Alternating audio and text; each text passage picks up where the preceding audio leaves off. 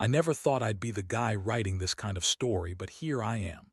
My name's Mike, and I've been with my wife, Lisa, for about 8 years. We met in college. She was the charming, witty girl everyone gravitated toward, and I was just happy to have found someone who made me laugh and feel like I was finally someone worth knowing. We got married 3 years ago, and for the most part, things seemed solid. Or so I thought. At the beginning, it was all good. We had our routines, shared a nice apartment downtown, and I was building my startup. Lisa was a marketing manager at a big company, and she was always busy but seemed happy enough. Then, little things started to change. Her phone became her new best friend. She'd be secretive about her texts, and she'd come home late more often. I'd ask about her day, and she'd blow me off with some snarky remark about work stress, or say she was meeting her friends, even when I knew those friends weren't really her scene. The first real sign that something was off was when I found her phone tucked away in her purse, more often than not with the screen locked tight. I tried to get a peek, but she always caught me. She'd roll her eyes and say I was paranoid, that I was overthinking things. Still, I knew something was up. I just didn't want to believe it. Then came the arguments, the silent treatments, and her snapping at me for no reason. But I told myself I was imagining things. Maybe it was just stress, maybe it was me overreacting. Then last month, everything blew up. I was doing some late-night work in our home office, trying to finish a pitch for an investor meeting, and I decided to check the security footage from the building's security system. It was a rough week, and I'd been suspicious, so I thought I'd just see if Lisa had been sneaking out late or meeting someone. When I scrolled through the footage, my stomach dropped.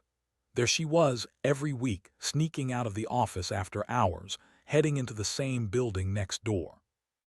It was a small office complex, and I remembered the meetings we had with our investors there, but I'd never suspected she'd be meeting someone else. I kept watching, and then I saw him, John, my startup co-founder.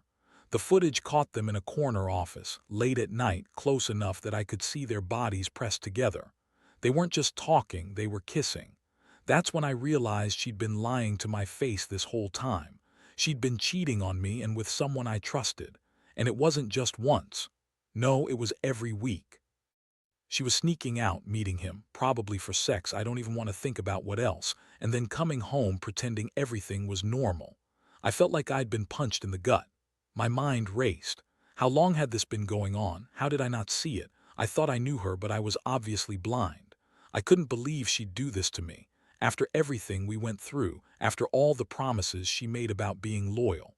And the worst part, I had no idea how long I'd been played for a fool. The guy I trusted with my startup, with my life, was screwing my wife. And she was lying straight to my face, calling me insecure, crazy, or jealous whenever I'd hint at something being wrong. That night I didn't sleep. I stayed up replaying the footage, trying to find some explanation that made sense. Maybe she'd tell me it was just a fling, a mistake, that she loved me but she was confused. Or maybe she'd deny everything, say I was imagining it, that she'd never do something so stupid. But I knew the truth, and it hit me hard. This wasn't just some cold affair. This was betrayal on a level I never thought I'd have to face. I knew I had to confront her. I couldn't keep pretending everything was fine. But I also didn't want to just blow up the marriage without having some plan. I needed to understand, to see how far it went and what I was actually dealing with. The next day, I decided I'd confront her face to face. I spent the night trying to stay calm, but inside I was boiling with anger, hurt, and a sick sense of betrayal that I couldn't shake. When she got home that evening, I was already waiting in the living room, my hands trembling.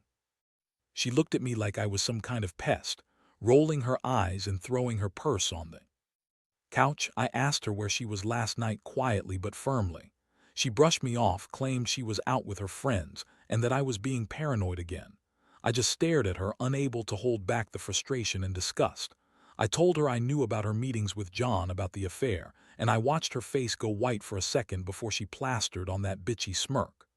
"Oh, so now you're accusing me of cheating. You're completely losing it, Mike," she said, with that snide tone.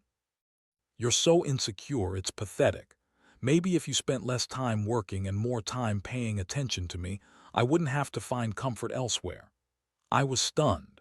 It was like she'd prepared this lie, like she thought she could gaslight me into doubting what I saw, but I'd seen enough. I told her I had the footage, that I knew everything, and her face twisted into a mixture of rage and contempt. I wanted to scream, to shake her, but I just sat there, feeling the cold realization that my entire life was crumbling. I'd been betrayed by the one person I trusted the most, and it cut deeper than I ever thought possible. That night, everything changed. I knew I had to figure out what I was going to do next, because once you see the truth, there's no going back. After that confrontation, the house felt colder than ever. Lisa, still smirking, threw her arms up as if I was the one overreacting. She called me paranoid, said I was crazy for spying on her, like I had just lost my mind over nothing. But I wasn't about to back down. I pulled out my laptop and showed her the footage, zooming in on her with John, that secret little rendezvous every week. Her eyes widened for a second, then she rolled her eyes and scoffed. "Oh, please, that's just some stupid footage," she snapped. "You're imagining things. Maybe you're stressed out because of your stupid startup. Maybe you're hitting the bottle too much, Mike. You always jump to crazy conclusions." I felt my blood boil. How could she just lie like that? How could she dismiss what was so obvious? I recorded her reaction, her tone, her body language.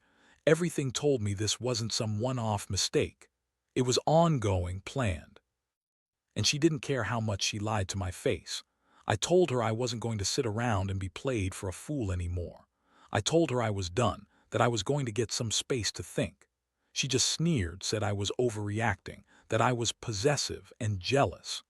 That was the moment I realized the woman I married, the woman I thought I knew, was nothing but a manipulative bitch who thought she could do whatever she wanted behind my back. I think that's what hurt the most. How easy she lied, how little she cared about our marriage or my feelings. I left her standing there that night, feeling like my world was falling apart. I didn't sleep. I spent hours poring over all the evidence I had collected, screenshots, video clips, even a few text messages she'd sent him, trying to piece everything together. I started to understand how deep her deception went. This wasn't just a fling, it was a full-blown affair, and I was the last to know. The betrayal was visceral, raw. In the days that followed, I couldn't focus on anything else. Every time I saw her, I felt a mix of anger and heartbreak. I kept asking myself how someone I loved so much could do this to me. Did I miss the signs? Was I so blind to her lies that I didn't see the truth right in front of me? I began to realize that the person I'd trusted the most had become a stranger, someone who was capable of lying, cheating, and sneering at my pain. I knew I couldn't just let this go. I had to come up with a plan, something that would hit her where it hurt, something to make her see that she couldn't get away with this. But what? I wasn't the type to just storm out and scream at her, though I desperately wanted to. I needed to stay smart, keep my cool. My first thought was to gather more evidence, maybe talk to her friends or coworkers, see if anyone knew what she was up to. But I knew that might tip her off, and I didn't want to give her a chance to cover her tracks. Instead, I started to think about how I could use her own lies against her. I remembered her bitchy attitude, how she always dismissed my concerns, how she acted superior and dismissive whenever I brought up my worries. That attitude would come back to bite her. I also knew her ego was huge. She loved to be seen as the perfect wife, the successful woman. If I could expose her publicly, make her see that her lies were obvious, maybe she'd finally realize she couldn't keep up the facade. But I wasn't about to do something reckless. I decided I'd play it cool for now. I'd wait until the right moment, gather my evidence, and then confront her again, this time with even more proof. I wanted her to understand that I wasn't just some naive idiot who'd let her cheat and lie without consequences. I needed her to see the damage she'd done, not just to me but to us, to what we had built. In the meantime, I kept my distance. I moved into the guest room, not because I wanted to punish her, but because I couldn't stand to look at her without feeling the stabbing pain of betrayal. Every time I saw her smirk or heard her dismiss my concerns, I felt my stomach turn. I realized I was in a war, an emotional, psychological war, and I had to prepare myself for the next move. Deep down, I knew this wasn't just about catching her.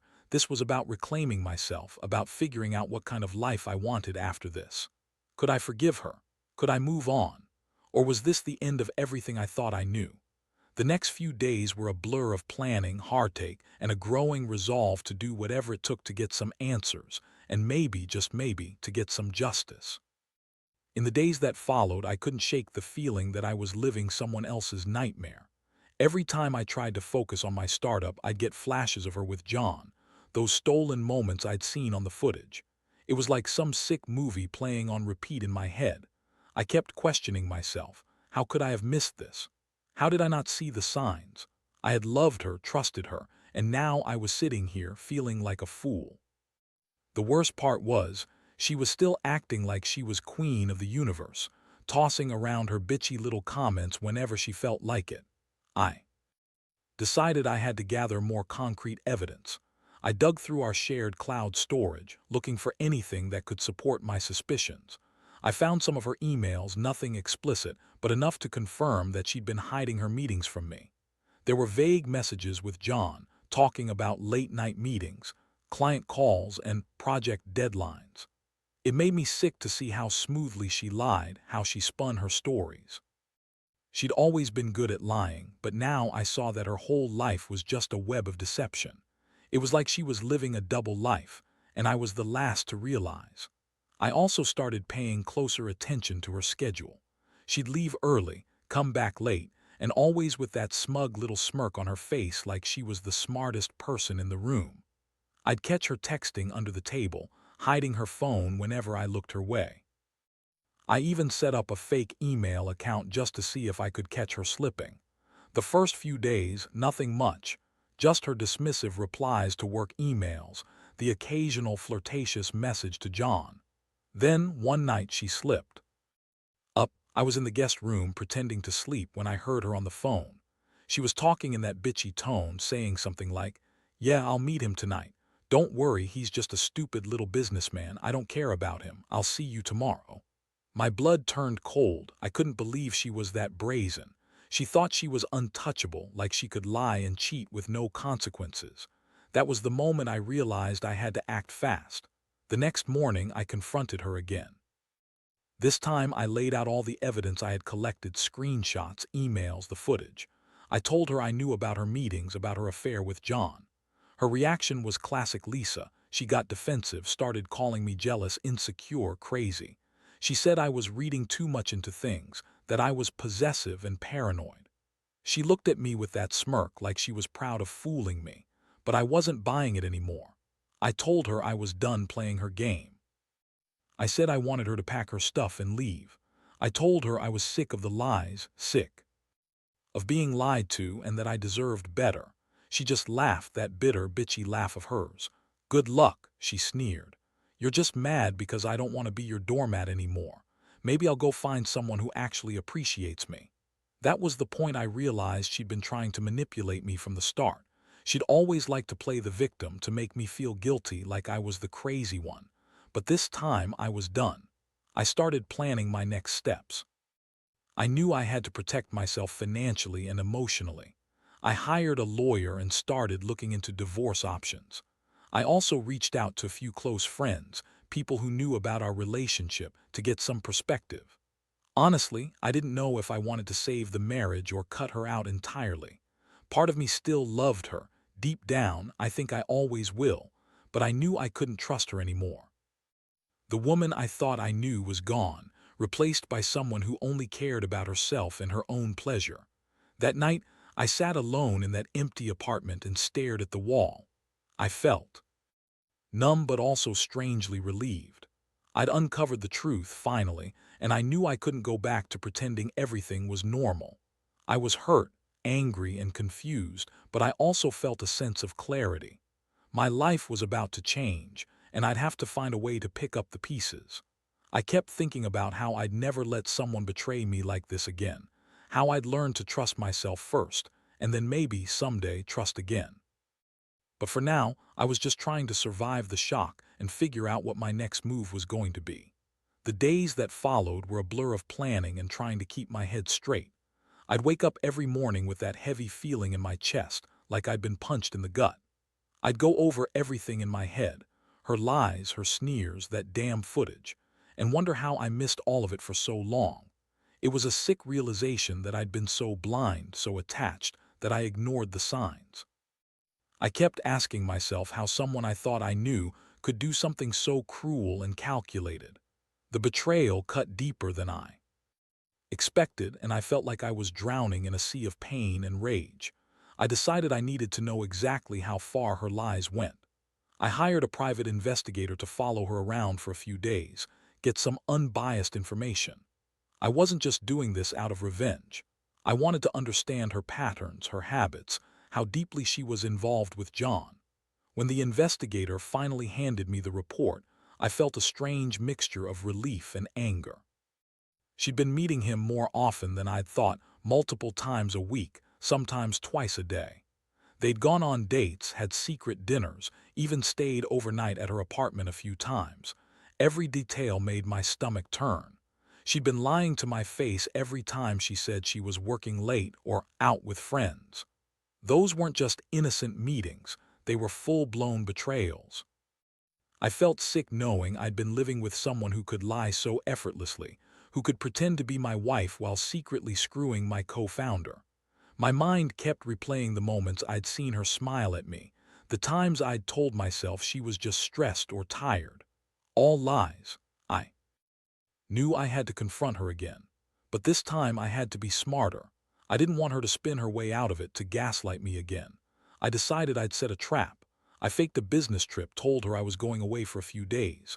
I left my phone with a recording app running, just in case she tried to contact John or tell him I was out of town. I knew she'd be looking for a chance to sneak out or meet him again. That night, I stayed in the guest room, listening to every sound. Around midnight, I heard her slip out of the bedroom. I kept my phone closed, waiting for her to meet up with him. Sure enough, I caught her on the driveway, getting into a car with John. I couldn't believe my eyes. They drove off, and I sat there, feeling like the floor had dropped out from under me. This wasn't some misunderstanding or argument. It was cold, calculated betrayal, and I'd caught her red-handed. The next morning, I confronted her again.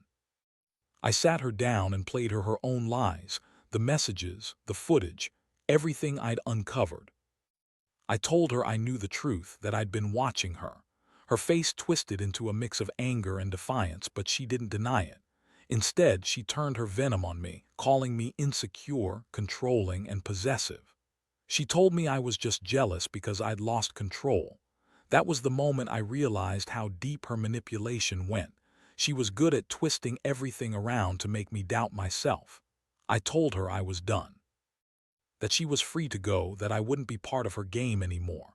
I told her she'd ruined everything we had and I wasn't going to be the fool anymore. She scoffed, rolled her eyes, and stormed out of the room, leaving me sitting there with a sinking feeling I knew would stay with me. My trust was shattered, and I knew I had to make some serious decisions now. I spent that day packing her things, not as a punishment, but because I knew I couldn't keep her around. I contacted a lawyer, started the divorce process. I also reached out to a counselor, not sure if I wanted to save the marriage or just move on. Honestly, I was torn. Part of me still loved her, but that love was buried beneath a mountain of anger and betrayal. I kept telling myself I deserved better, that I would not be played or lied to anymore. As I sat alone in the apartment, I reflected on everything. I'd learned a lot about trust, about how fragile it really is, and about how dangerous it can be to ignore the signs of deception. I'd also realized that I was stronger than I thought. I'd face the truth head-on, no matter how painful. That night, I looked in the mirror and promised myself I'd get through this, that I'd come out the other side wiser. There's a strange kind of clarity that comes after betrayal. It forces you to confront who you really are. And I knew, deep down, I needed to rebuild from this mess, whatever that looked like. The weeks that followed were a brutal test of my patience and resilience. I threw myself into the divorce process, working with lawyers and sorting out the mess of our shared life. Every day felt like a battle, facing her lies, her sneers, and the fact that I'd been so blind for so long. I couldn't shake the feeling of betrayal. It was like a bad dream I couldn't wake up from. But amidst all the chaos, I also started to realize that I had to rebuild myself from the ground up. One thing I couldn't ignore was how she kept trying to manipulate the situation. She call, send angry texts, or make snide comments whenever she thought I wasn't paying attention. Tried to paint herself as the victim, claiming I was crazy, possessive, or controlling. She'd spin stories about her need for freedom, how I'd pushed her away, how she was only guilty of trying to find happiness. Honestly, I'd never seen a woman so good at twisting the truth, so good at hiding her true colors behind that bitchy smirk. I refused to be dragged into her games. I stayed calm, kept my focus on the legal side of things, and leaned on my friends for support. But inside, I was seething. I kept replaying everything, her lies, her sneers, the secret meetings with John, and I kept asking myself how I'd let it get this bad. How I'd been so naive, so trusting. It was a hard lesson, but one I was determined to learn from. One day, I finally hit a breaking point. I decided I needed closure, real closure, and that meant confronting her face to face one last time. I arranged to meet her at a neutral place, somewhere public where she couldn't spin her usual bullshit. I didn't want a scene, but I wanted her to see that I wasn't fragile anymore, that I'd uncovered everything, and I wasn't going to take her lies lying down. When she arrived, she was her usual bitchy self, rolling her eyes and trying to act superior. I laid everything out, every piece of evidence, every secret message, every moment I'd caught her in her lies. I told her I knew about her affair, about her sneaking around behind my back, about her manipulations. I looked her straight in the eyes and told her that I was done. That I was done being her punching bag, her fool, her unpaid therapist. I told her I was walking away with my dignity and that I never wanted to see her again. She scoffed at me, sneering, "You're just mad because I found someone better. You're so insecure, Mike, it's pathetic." That was the moment I realized how truly toxic she was. She thrived on tearing others down, on convincing herself she was the victim. She always loved to be the center of attention and to control everyone around her. But I wasn't going to play her game anymore. I walked away from that meeting feeling lighter, like I'd finally taken my power back. The next few weeks were a whirlwind. I moved out of the apartment into a new place. I cut ties with her completely, blocked her on social media, changed my phone number, and made a conscious effort to surround myself with people who cared. I started therapy, not just to cope, but to understand what went wrong and how to avoid it in the future. I refused to let this define me, even though the scars ran deep. Looking back, I see this as the harshest lesson of my life so far. I learned that trust is fragile and that people can surprise you in the worst ways. I learned that the most bitchy, manipulative people can hide behind a pretty face and a false smile. And I learned that I am stronger than I ever believed, able to face the truth no matter how painful and still come out standing. Now I'm in a better place. I'm rebuilding my career, focusing on myself and slowly healing. It's not easy. Some days I still feel the sting of betrayal, the anger and sadness that come with realizing someone you loved could be so cruel. But I also know I'm better off without her. I've learned that I deserve honesty, loyalty, and respect, and I won't settle for less again. If there's one thing I'd tell anyone going through something similar, it's this: trust your instincts, listen to your gut, and don't be afraid to walk away from what's toxic. Because sometimes the greatest act of strength is knowing when to let go. It's been a few months now since I finally cut her out of my life completely. Honestly, I still have days where I wake up feeling like I've been hit by a truck. The pain lingers, and there are moments when I wonder how I let it get this far. But overall, I feel different, stronger, more aware. I've realized that betrayal like this can shatter your world, but it also teaches you what you're truly made of. I look back at everything, the lies, the secret meetings, the manipulations, and I see how much I was willing to overlook because I wanted to believe in the person I married. I wanted to see the good in her, to trust her, to think that love could conquer all. But love isn't enough when someone refuses to be honest. That's a lesson I won't forget. Now, I focus on rebuilding myself, on learning to trust again, but in a wiser way. I've become more guarded, yes, but also more authentic. I've found new hobbies, rekindled old friendships, and started to see the world through a clearer lens. I don't waste time dwelling on what I can't change. I accept that some things are beyond my control. Instead, I choose to focus on the future, on what I want my life to look like after this storm. If I had to give advice to anyone reading this who's going through something similar, it's this. Don't ignore the signs. Don't let denial or hope blind you to reality. Trust your instincts, and don't be afraid to walk away if someone proves they're not worthy of your trust. Your mental health and self-respect are worth more than any relationship that's built on lies. Sometimes, the hardest thing you'll ever do is walk away from someone you still love, but in the end, it's the only way to save yourself.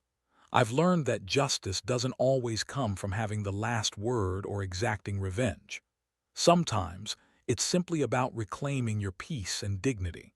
I refuse to let her betrayal define me or break me. I choose to see it as a painful but necessary chapter in my life, one that's made me more resilient, more cautious, but also more genuine. And so I move forward, not with hatred or bitterness, but with a quiet determination. Life will go on, and I'll find happiness again on my own terms. Trust is fragile, but I believe now that I have the strength to be more discerning, more cautious, and ultimately more capable of love that's honest and true. Because if there's one thing I've learned, it's that the real value in life isn't about perfect relationships, but about knowing when to walk away and having the courage to start over.